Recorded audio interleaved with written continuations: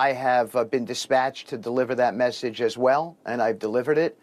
But on the other hand, we have one very, very clear red line, and that is enrichment. We cannot allow even 1% of an enrichment capability. We've delivered a proposal to the Iranians that we think addresses some of this without disrespecting them. And so that's important. We want to get to a solution here, and we think that we will be able to.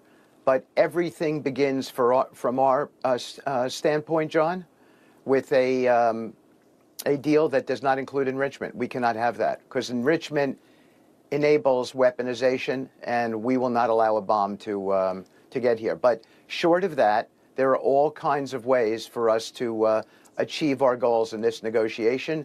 We think that we will be meeting sometime this week in Europe, and we hope that it will lead to some real positivity, and that's where we are, sir.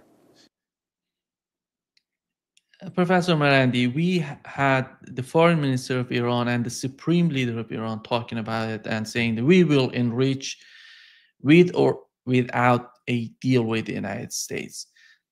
Your take on what is he talking about? And we know that Iran was talking, this nuclear enrichment is a red line on the part of Iranians. Your take on that? All you have to do is listen to Witkoff and how he can't even pronounce the name of the country. He is negotiating with the country and he can't pronounce it. And I think that shows the level of his ignorance, which is, I think, probably linked a lot to think tank land in the United States. Because in the United States, ever since I remember, they've been saying that Iran is weak, that Iran is about to fall. All you have to do is just give one more slight push, and it's all going to fall like a house of cards. It's just been like that since the 1990s, I think, and probably the 1980s. But I wasn't pursuing these issues back then all that much to this degree. But so in the United States, that is the mood. That is always the mood. That Iran is weak. There's no need to. Everyone hates the so-called regime. It's falling apart. It's weak. It's vulnerable. The axis of resistance is dead. Of course, no allusion to the defeat of the United States in Yemen, and the fact that, according to the New York Times, they spent $7 billion in ammunition.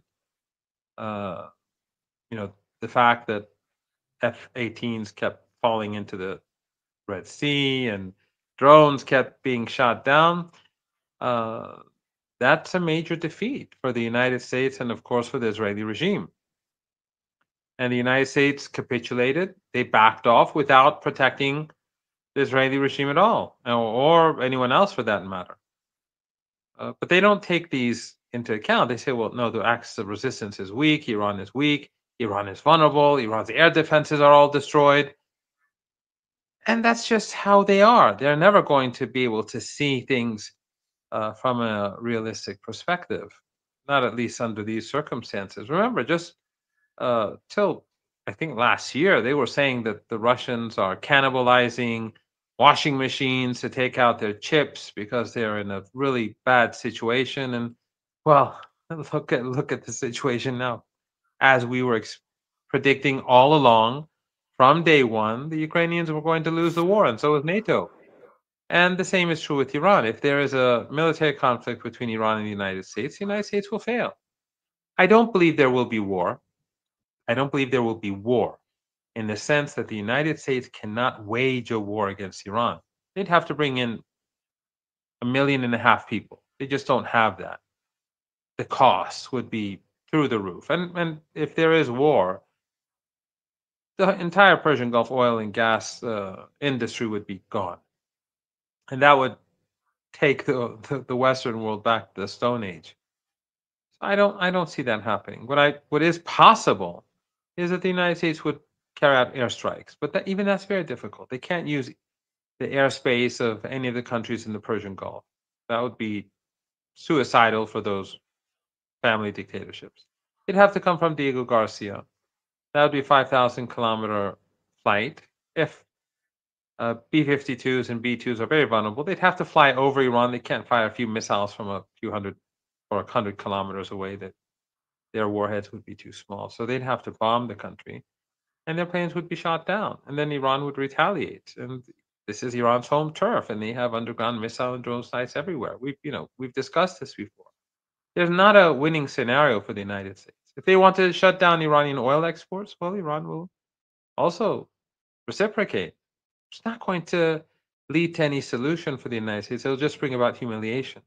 But Witkoff obviously is being ill-informed. Iran is not going to give up its sovereignty. Iran is a country that has gone through all these years of sanctions, all of these years of threats. It's never under Trump the first or Biden or Obama accepted to shut down its nuclear program or to give up its sovereignty. That's just not the Iranian way. It's, the Iranians, because of their religious culture, especially the influence of Shia culture and grandson of the Prophet in Karbala, the notion of dignity and resistance is something that goes very, very deep. And the Iranians won't accept that sort of humiliation. They won't accept humiliation at all. So Witkoff obviously is clueless about Iran. He's listening to some of these fools in these think tanks that get a good amount of money, and they're funded by neocons and Zionists who are, in these companies, these major corporations, all these think tanks and all these corporations, the money, they're all linked with one another. So they will say what needs to be said. They will say what these people want to hear in order to have a job. And that is why the United States, and it's quite interesting how these think tanks often work, right? These so-called Iran experts, especially the Iranians, the so-called Iranians, they get funded by the U.S. government or institutions close to the U.S. government, and then they fund senators and congressmen, and it's a sort of circular process. So the government gets money and it goes back to its own people, and it's an echo chamber. They hear what needs to be heard. So the United States doesn't have a real understanding of what's happening in Iran. And if they speak to real people who know a thing or two about the country, they'll say, that's propaganda, that's regime propaganda. I'm used to that sort of thing. But I've always said, I've said this for many years. I've said this for almost 20 years now, that the problem in the West is that there's no accountability. There's no accountability. So these so-called experts on Iran, they make predictions. All you have to do is go back to the 1990s, 2005, 2010, 15, and see what these people were saying about Iran. They've written all sorts of books, they've written articles, they've spoken at think tanks, they've given speeches, and they've made predictions. All one has to do is go over what these people have been saying over the last 20 years, and we'll see that all of their predictions have gone wrong. They'll make 1,001 excuses, but all of their predictions were wrong. And for some mysterious reason, our predictions have been right. Very, maybe chance, but perhaps our understanding of Iran is far more realistic, just like our predictions about Russia, just like our predictions about the trade war. I think many of us expected the United States to blink first in the face of China, and that's what happened. So since there's no accountability, and since these people are funded by people in the United States who want to hear a certain narrative, this is what Witkoff is going to hear, and this is what he's going to say. And what he says, of course, is insulting to Iranians, because he's saying we will not allow you to have sovereignty. And of course, no one in Iran is going to accept that. And that is why I think that we should be more skeptical about the chances for a deal, because this is not the first time Witkoff has said it. This is the second time he's saying it within a very short period of time. So either Witkoff is bluffing or he wants to carry out psychological warfare, or Witkoff is serious. And if that's the case, then there won't be a deal. If that's a position that he's going to stick to, there won't be a deal. If we assume that he's serious about what he's talking about, does he need to talk about it on the mainstream media? Let's assume they want to somehow force Iran to not to enrich uranium. They have to talk with Iranians in the negotiations that they're doing. They can ask the way that, because they're talking to each other right now. There is a connection right now, indirect connection, but they're talking to each other. What's the policy in your opinion? It's all about forcing Iran, putting pressure on Iran, or they want to convince somehow the public opinion around the government in the United States? No, I think that they're simply not professional, and that the Trump team is really bad, and so is Trump. In fact, Witkoff has serious issues, from my understanding, uh, with the Secretary of State. And the Secretary of State is trying to undermine him. And probably that's one reason why he shifted his position on nuclear enrichment. Because if you recall, his first interview was a reasonable one. And he was saying the issue is nuclear weapons. Otherwise, enrichment was not a problem. Then they moved the goalposts. And Iran is not going to accept that. Iran today is much stronger than it was before. The West can say whatever it wants, and these think tanks can say whatever they like. But Iran is in a much more commanding position today. And back then, when Iran was much weaker, comparatively speaking, Iran never gave up its nuclear program. And we have to recall that Iran, once upon a time, was surrounded by the United States. The United States took Afghanistan, then it took Iraq. It had bases in Central Asia. It was in control of the Persian Gulf. And Iran was in a much weaker position back then. It was just beginning to develop a military industry and capabilities. It's not where it is today at all. And Iran back then was much more isolated. Russia was still weak. China was still just beginning to rise. The West was in full control. There was much more harmony between North America and Europe. The situation was very difficult for Iran at that time. Now, look at the change. Iran is a very powerful country. Its allies across the region are very firmly in place. One thing that we should remember is that Hezbollah has won the elections. The municipal elections that took place in Lebanon over the last couple of weeks, you don't hear much about it in the Western media because it didn't go well for them. Hezbollah did extremely well. And in many cases, it was a landslide. So Hezbollah's position and the position of its allies in Lebanon is very strong. And then, as I was saying earlier, Ansar Allah has shown the weakness of the United States. It's shown the weakness of the U.S. Air Force and the U.S. Navy. If the United States is going to lose a war against Ansar Allah, how does it imagine that it's going to win against Iran?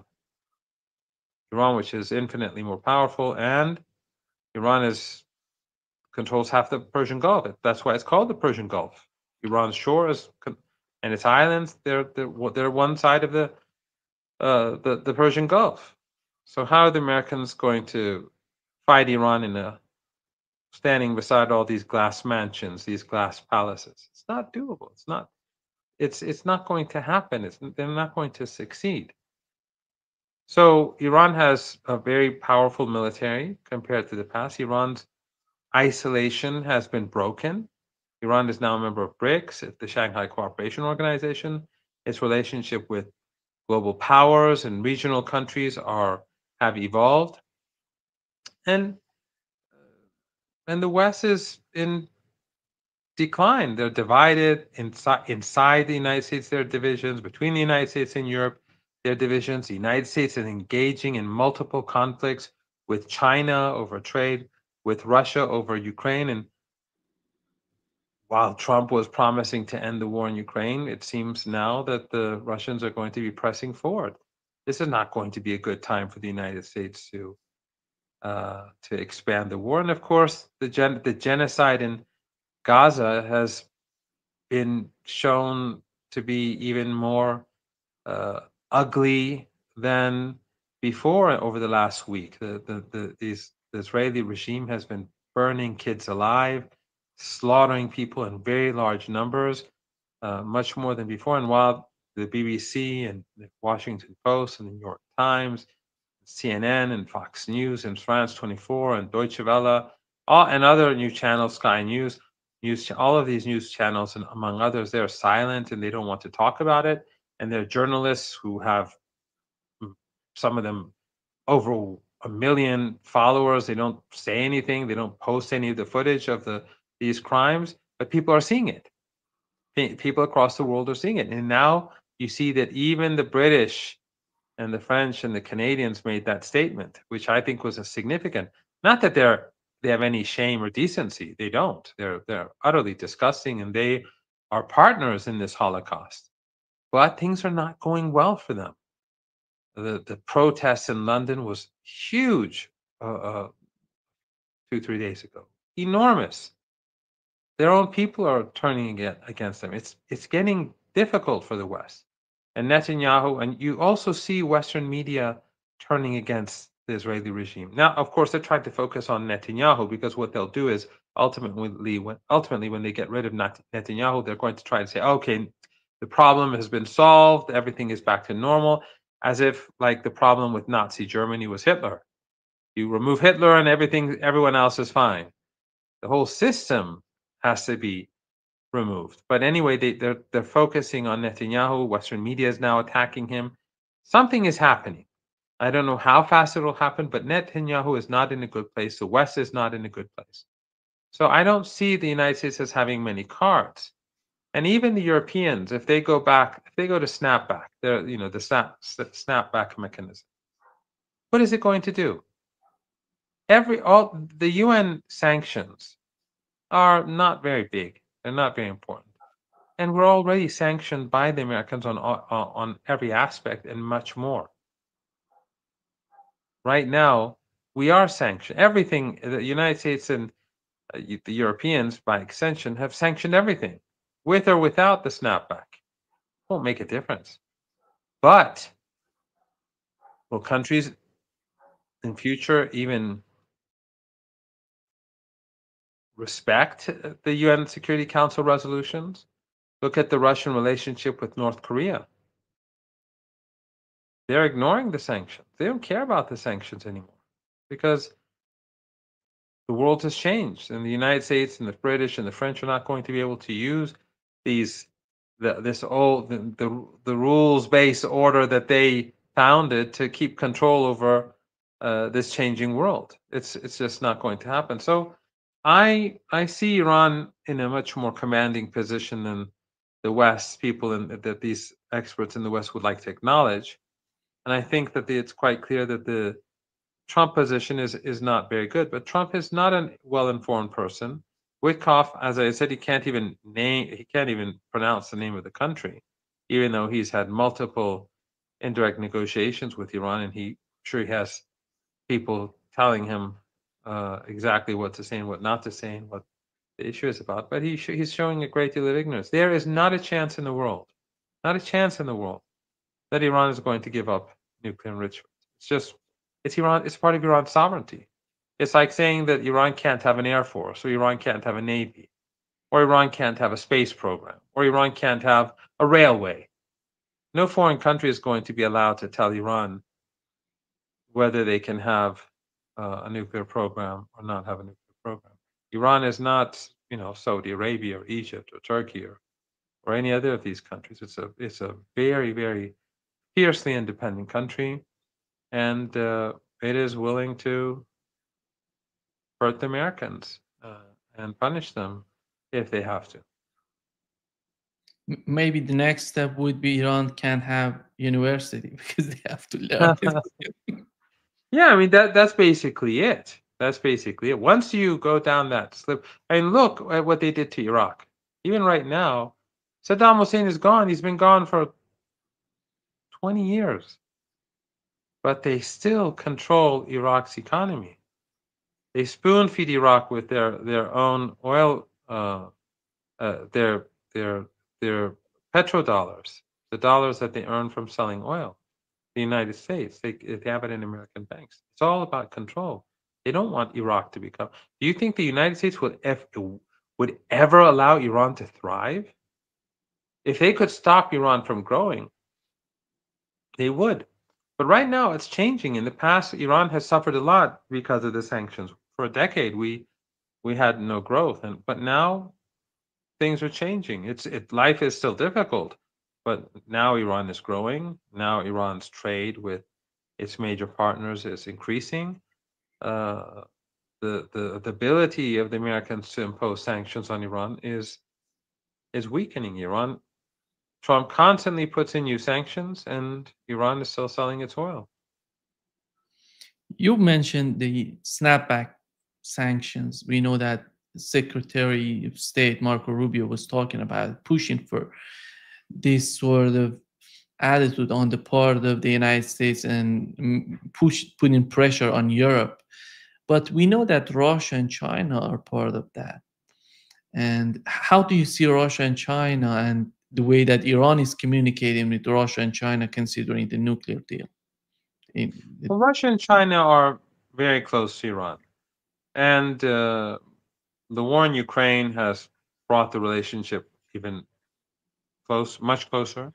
And the trade war with the United States and the insulting language that Trump and his people use about China regularly and the American media, insulting behavior that they've shown, that's helping to expand Iran-China relations. And I think in the near future, we're going to see some interesting news about Iranian-Chinese relations in the next 5-6 few weeks. The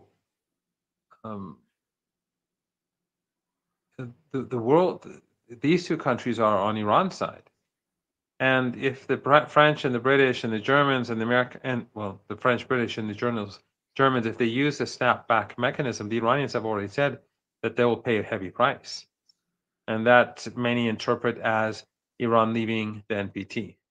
And if Iran leaves the NPT, then they will start creating aspects of Iran's nuclear program that are completely secret. And no inspectors will be able to find them. And that would be catastrophic for the West. So they're not in a very good position. Iran leaving the NPT would only empower Iran. And countries across the world will blame the West because it's not Iran that's the problem. It's the West that did not implement the JCPOA. It's Trump that tore up the deal, and it was the Europeans who promised not to ignore Trump's sanctions. They did the opposite. Iran waited for a full year. It continued to implement the deal in full. I was against that, but they implemented the deal in full for a year. I mean, I was against it being done for a whole year. I thought it was right to continue to abide by its commitments, for Iran to continue to abide by its commitments for a while, maybe a few months, 3-4 months. But Iran did it for a full year. And then during the second year, they decreased their commitments gradually. And so it took 2 years for Iran's nuclear program to go back to normal. So when the West was violating the deal, Iran was abiding by the deal. And when the West left the deal, or the US left the deal, Iran continued to abide by the deal. So the Europeans are in no moral position. They have no moral authority to use this snapback mechanism. But if they do, Iran has the cards, because Iran will leave the NPT most probably. And what can the Europeans do? Let's say we have the snapback. They revive the UN sanctions. All the whatever's in the UN sanctions is already being sanctioned. Far, far more than what's in the UN sanctions is being sanctioned by the United States right now. So it won't change anything. But what will happen is ultimately the Europeans and the Americans are going to have to come crawling back to get a deal, and Iran will make it tougher for them. just as any deal right now between Iran and the P5+1 would not be the JCPOA. It would be the JCPOA plus plus, as I like to say. One plus is that it will have to take it into account Iran's technological advancements since 2015, advancements which were brought about under sanctions and after the martyrdom of scientists. And the other plus, as I would, like to call it, is all the loopholes that were in the JCPOA, which the Americans used to impose in order not to implement the deal. Those loopholes have to go away, and Iran has to. A mechanism has to be agreed upon where the United States cannot cheat Iran without paying a price. So it won't be the JCPOA; it will be a different deal, or JCPOA plus plus. But at the moment, I don't think there will be a deal if we take Witkoff seriously. But Iran, as I said, it's in a commanding position. I remember during the presidential election in the United States, I was talking with many people, experts on the issue of geopolitics and military experts. They were pointing out that the Israeli position in the United States is much stronger than the Ukrainian one, because the Israeli lobby is much more influential. And right now, when we see the way that Donald Trump is dealing with the case of Ukraine, and he said yesterday he talked directly with Vladimir Putin on phone, and more than 2 hours they talked. It doesn't seem that, it didn't show that they're gonna have somehow a ceasefire, a deal anytime soon.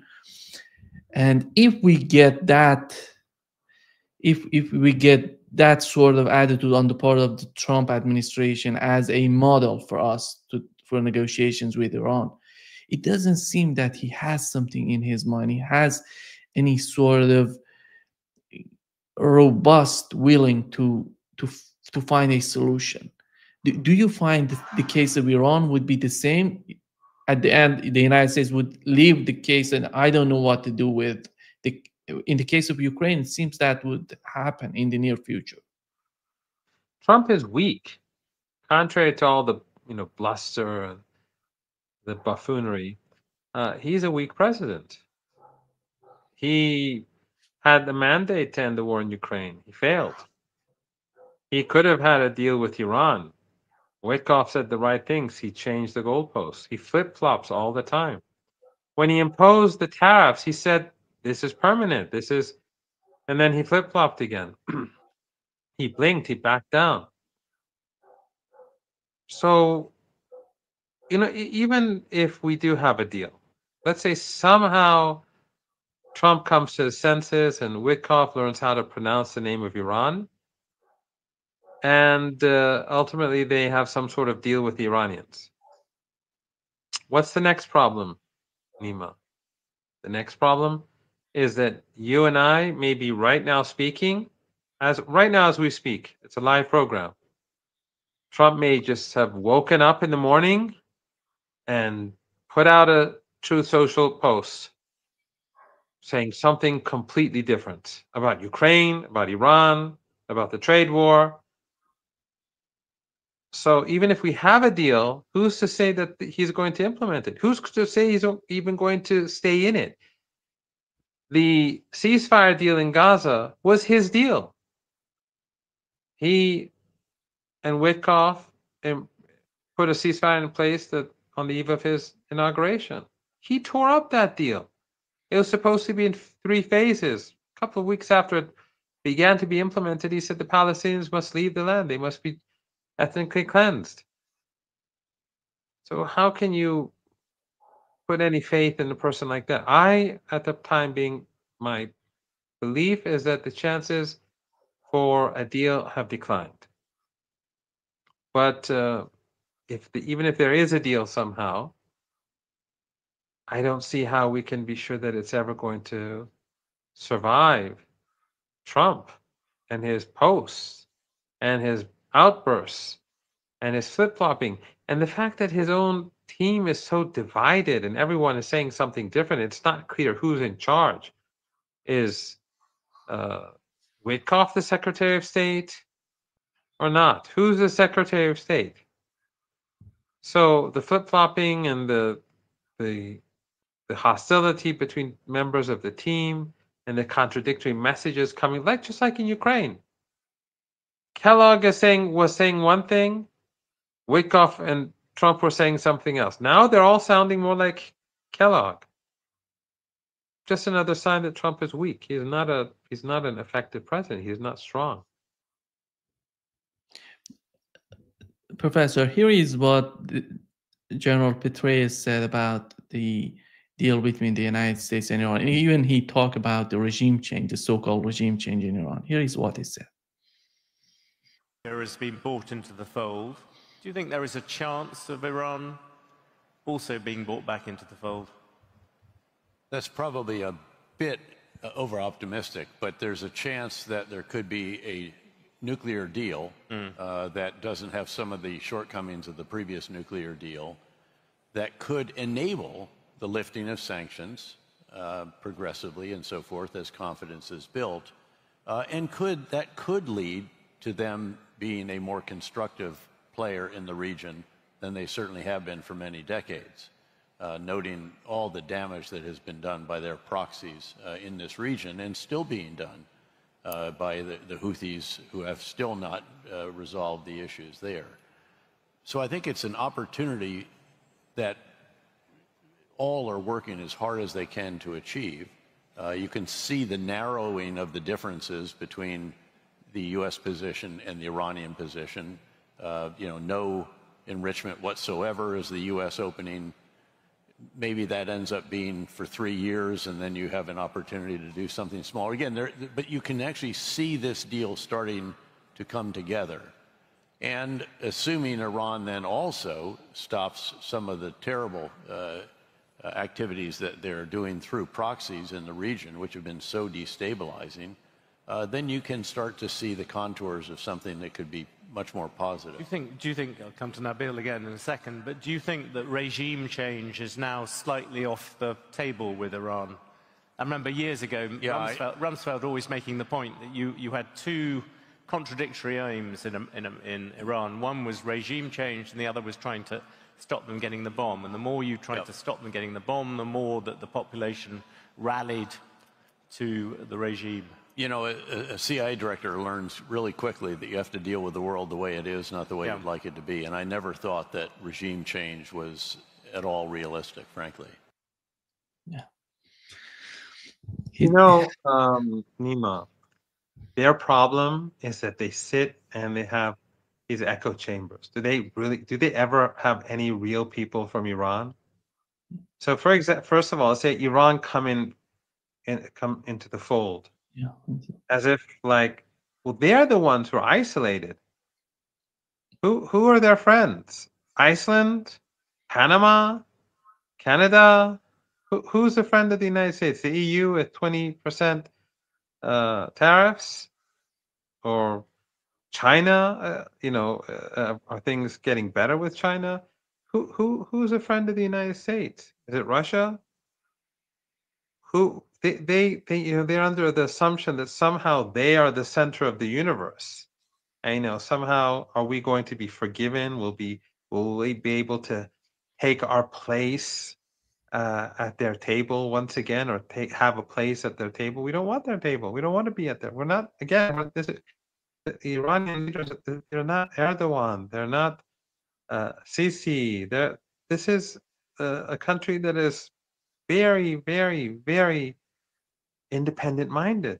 They will not accept a Eurocentric world. It's just not going to happen. There's a reason why Iran was called the axis of evil, because Iran opposed empire. And there's another contradiction here. I thought all of Iran's so-called proxies had been destroyed and weakened. So why is Petraeus so upset about the horrible things that we're doing across the region? I thought that was over. So, and Syria, as I said, it's not going well for them at all. I don't want to pretend that I'm that I get things right, but Syria is not, and it's not going well at all, for any of these actors that were involved in the overthrow of the Syrian government. So so we were hearing that Iran is sitting naked. It has no air defense. Its proxies, as they call them, are all destroyed. All these, but now we hear that our so-called proxies, they're creating chaos and horror across the region. What, they don't see the inconsistencies in their own narrative. And why? Because they sit around and talk to themselves, and the host says the regime, which that's one reason why I call Western governments regimes, because that's how they constantly speak about Iran. So it's the host himself has not the least bit of balance, and Petraeus, of course, is a failed general. We can go into his failures as a general, and who he actually is, and what he's done, and what harm he's caused for the American people and for the world and for our region in particular. But he's completely ignorant, and it just shows that it doesn't matter if it's Witkoff or Petraeus or anyone else or Blinken. They are utterly ignorant. They are listening to narrative builders who are a part of the empire itself, and everything that's being produced, all that knowledge that's being produced, is knowledge, the so-called knowledge that is in line with the hopes and aspirations of the American empire. So that's why I think that Witkoff is probably not ready for a real negotiation, because he's probably listening to all the wrong people. And you talk about the case of Yemen, and Petraeus was talking about the Iranian proxies, and they consider Yemen as Iranian proxy.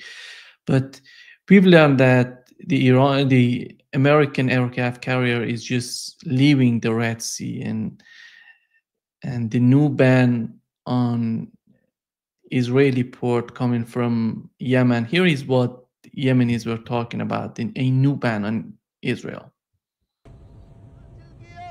The Yemeni armed forces have decided to implement the directives of the country's leader by initiating the enforcement of a naval blockade on the port of Haifa.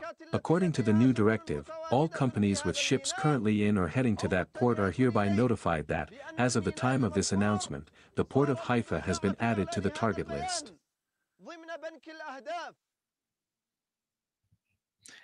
I love this guy. Yeah. They're so tough, and the way that they're fighting. Do you think that, if we know that right now the situation in Gaza is so dire, and the situation is not that much? Oh, and yes, sorry, I forgot to say this. And then Petraeus has the audacity to say that Iranian allies, or what he calls proxies, they're spreading evil across the region. The U.S. is carrying out a genocide. They're carrying out a Holocaust. He's supporting a Holocaust. He and people like him are the most sinister people on this planet. This is probably the most evil crime that has been committed over the past few hundred years. Because it's being carried out in front of our faces. It's being done in front of the world. Not for 1 week or 2 weeks or 1 month or two. It's for 19 months. And the Western media has been behind it. They've been apologetic. They've been trying to hide reality. First, when the first hospital was struck by the Israelis, these Western media agencies, Western news agencies and media outlets, they tried to blame the resistance and say an errant, a rocket failed and hit and killed hundreds of people, some small rocket. And then Western intelligence agencies, one after another, were saying, yes, our assessment shows that it was like the resistance, which was nonsense. And the footage also disproves it. But then the Israelis began to bomb hospitals, and then remember the tunnels under, and then they went after hospital after hospital after hospital. and they leave infants in incubators to die. Remember all that? But now, so then the Western media just went quiet because they can't just lie and lie and lie because they have no credibility. They don't have any credibility, but it'd get worse and worse. So what did they do now? They're silent. Over the past week, we've seen some of the worst atrocities in this genocide. But you look at like these Western media outlets, nothing. They're talking about other issues. Why? Because that's just how it has to be. So these people they're carrying out the worst crime in the last few centuries, at least, simply because they're doing it in front of us and justifying it and being apologetic for it and trying to hide it, whichever one suits the purpose most at that particular period of time. And then he has the audacity to talk about Iranian so-called proxies. Ansar Allah is trying to end the starvation siege and the genocide. Hezbollah fought for well over a year in order to draw forces away from Gaza. Thousands of people in Lebanon were murdered. The Israeli regime targeted women and children. And Western news and Western media based in Lebanon were lying. There are journalists in Lebanon whose fixers were Lebanese, whose drivers were Lebanese, whose producers were Lebanese. They knew that these were ordinary apartments that the Israelis were bombing and leveling to the ground and killing huge numbers of people. But they kept saying Hezbollah strongholds, Hezbollah bases, Hezbollah targets. Why? Because they are foot soldiers of the Zionist regime. That's how the Western media is. So they talk about Iran's evilness. The heroism of Hezbollah is unbelievable. Palestinians fought for their lives, and they're fighting for their lives and for their survival and for their dignity and their honor. But Hezbollah made huge sacrifices for another people, not for their own, to protect another people. And so did Ansar Allah. So what they did is extraordinary. And these are evil people?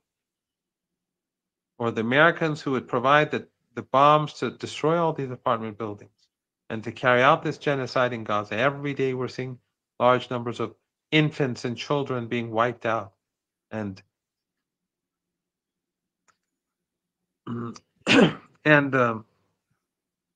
large numbers of children being wiped out, and they're trying to eradicate the population. And they speak about crimes, and they speak about like Iran's allies as if they're the problem. It's obvious who the problem is. It's not just a problem. They are not civilized. They're evil. They're as evil as they come.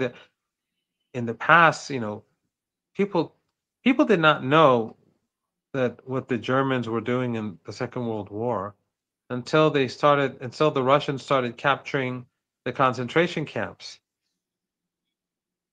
But the Israelis have been carrying out extermination for 19 months. And they talk about it openly. Their ministers talk about it. Their MPs talk about it.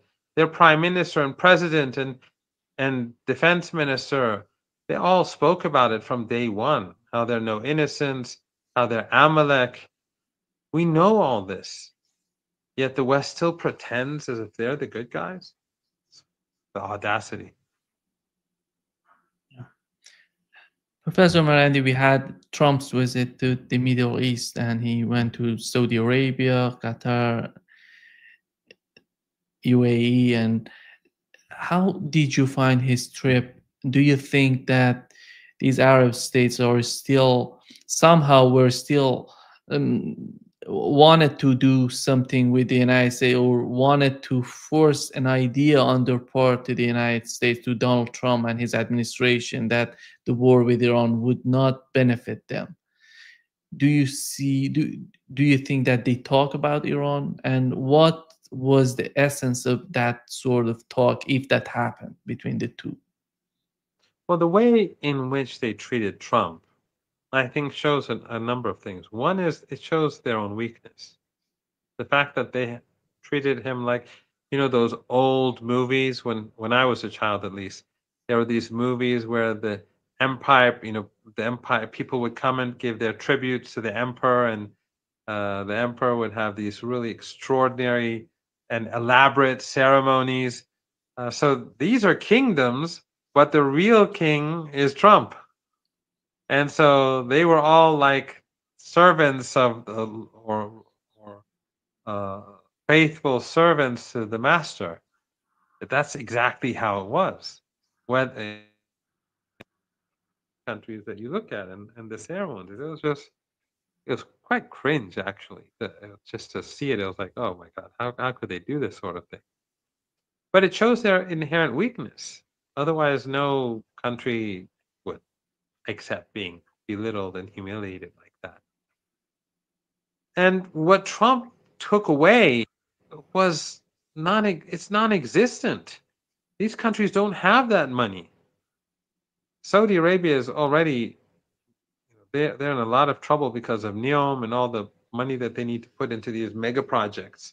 And the price of oil is very low, and these mega projects are like black holes. And the Emirates and Qatar, they too don't have that sort of money. And the money that they do have, I was saying this to a couple of our friends who came to visit us here in Tehran, who are experts and who are online and they're active. I was saying to them that where is this money? Is it like in the Qatari king's bedroom? The money is in whatever money they have is in American banks. The money is in the United States. Either they bought buildings, or they bought, or they're in the bank, or they have bonds. It's all there. So what are the Americans? What are they going to do? Take it from one account and put it into another? It's nonsense. Probably the only thing that really came out of it, maybe some things came out of it, but the only big thing was the airplane that Trump gets for himself. Otherwise, I don't take all that none of this very seriously.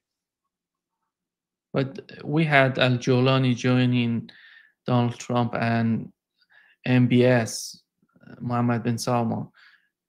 And it seems that the crown prince of Saudi Arabia was pushing for that. How did you find that? And because right now, when you look at the situation in Syria, it's not, let's put it, they're dividing the country. But how is that going to be beneficial to Saudi Arabia? You mentioned recently the defense minister of Saudi Arabia in his visit to Iran, he was talking about the situation in Syria. I want to know what were the concerns on their part that right now they're pushing, they're somehow helping Al-Jolani in Syria. Well, a number of things. One is that Qatar apparently is not very much in the picture anymore, despite the fact that Qatar played a key role in destroying Syria alongside Erdogan and other pro-Western forces. And so it's basically the Israeli regime, Turkey, and Saudi Arabia now, but the role of Saudi Arabia is enhanced, obviously. What I thought was very good was, and people may disagree with me, but I thought the Jolani-Trump meeting was a very good thing for people to see. Because this is what we were saying from 2011.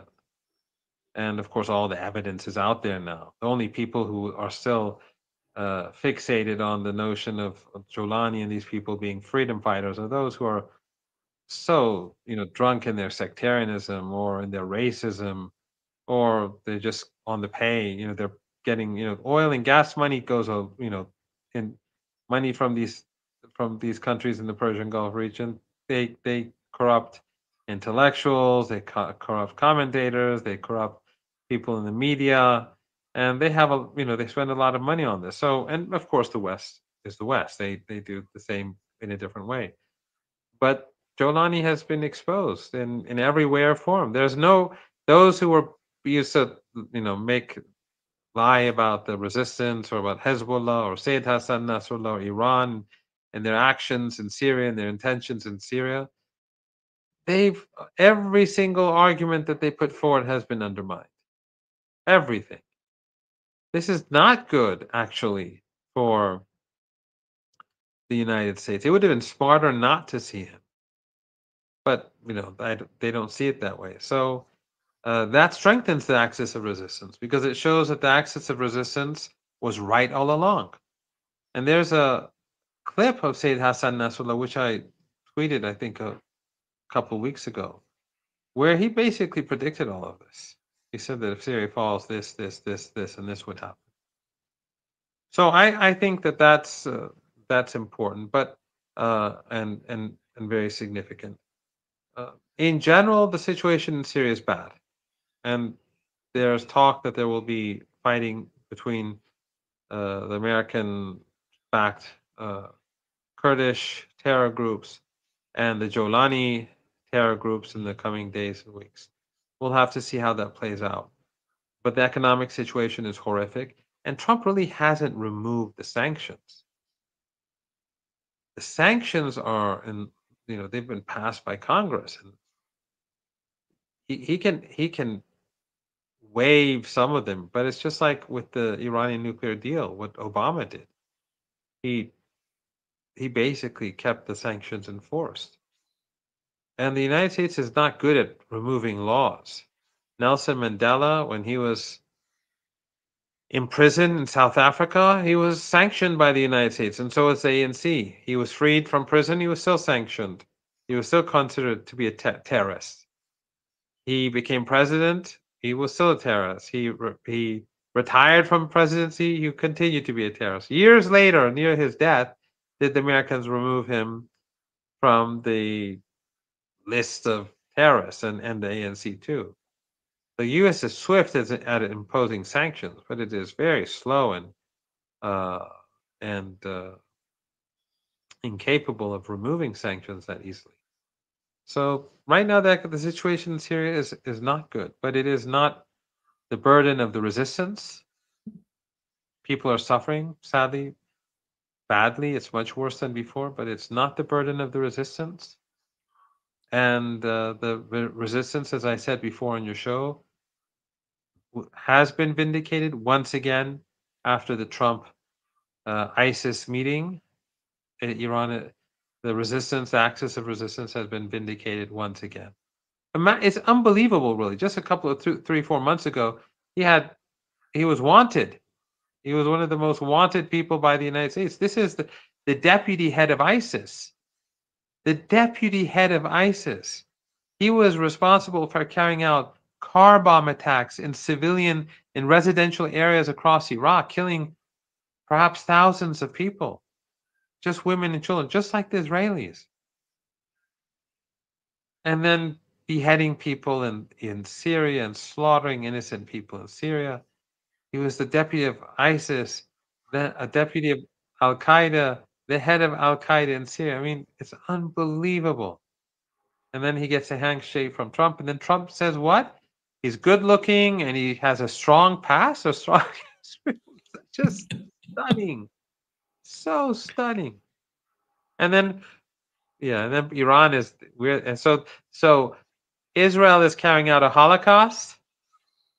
ISIS is now openly friendly to the United States, but Iran and its so-called proxies, we're the bad guys. And for your viewers, just keep in mind everything that you've heard over the last 40 years about Iran.